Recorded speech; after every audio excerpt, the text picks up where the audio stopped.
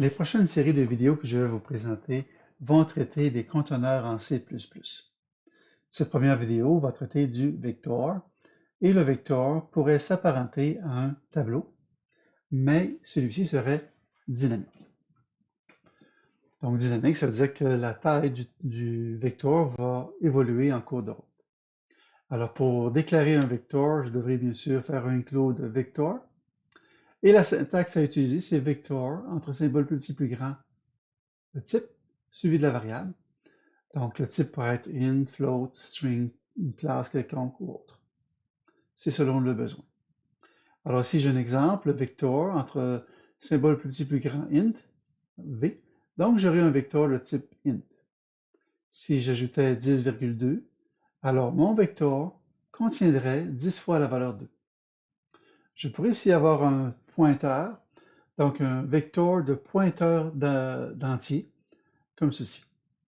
Je pourrais aussi utiliser ma propre classe et je pourrais aussi avoir un vecteur de pointeur de ma propre classe.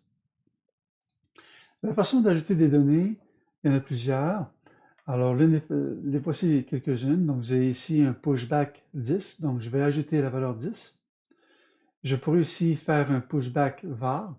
Et lorsque j'utilise le pushback, ce qu'il faut se rappeler, c'est que ça l'ajoute toujours à la toute fin de la liste de mon vecteur. Donc, var ici étant une variable entière. Je pourrais aussi faire un new int 10, donc je vais ajouter la valeur 10. Je pourrais aussi faire un new int var, var étant une variable de type entière. Si, bien sûr, ici, à partir de new, v, c'est un conteneur de pointeur d'entier. Donc, pour cette raison, j'ai ici un new. Si var, c'est une variable standard, donc je pourrais utiliser l'adresse. Et puis, si var est un pointeur, alors je pourrais directement utiliser la variable, comme ceci. Pour connaître la taille, je vais utiliser la méthode size. Et si je veux afficher les données, je pourrais utiliser cette approche, c'est-à-dire for int i est égal à 0, i est plus petit que la taille du conteneur, et plus. Et ici, utiliser v entre crochet i, donc comme s'il s'agissait d'un tableau. Par la suite, j'ai une autre façon, c'est en utilisant un iterator. Donc j'ai ici vector entre symbole plus grand int, iterator, cible. Alors je vais pouvoir dire que ma cible est égale au début de mon vector. Et tant si longtemps que la cible sera différente de la fin de mon vector, je vais continuer. Je vais bien sûr prendre la peine d'incrémenter ma cible. Et puis, cible va être un pointeur. Je vais donc lui demander d'afficher le contenu pointé par ma cible au fur et à mesure. Je peux aussi afficher la première et dernière donnée. Donc, je pourrais utiliser un front qui permet d'afficher la première donnée, ou bien un back qui va me permettre d'afficher la dernière.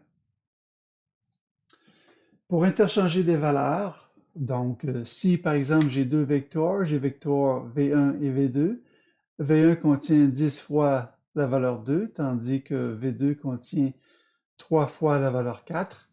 Alors, pour permuter les données entre V1 et V2, je pourrais faire V1.swap entre parenthèses V2. Vous aurez compris que je pourrais faire V2.swap V1, ce qui donnerait le même résultat. Ici, on constate que même si le nombre d'éléments contenus dans les vecteurs est différent, il est quand même possible de faire un swap entre les deux vecteurs. Je peux aussi retirer des données. Donc, si je fais un pop back, alors ceci va me permettre d'enlever la dernière donnée du vecteur. Et si je fais un clear, bien, ceci va me permettre d'enlever toutes les données du vecteur. Donc, dans la prochaine vidéo, je vais vous montrer directement dans Visual Studio quel est le résultat obtenu.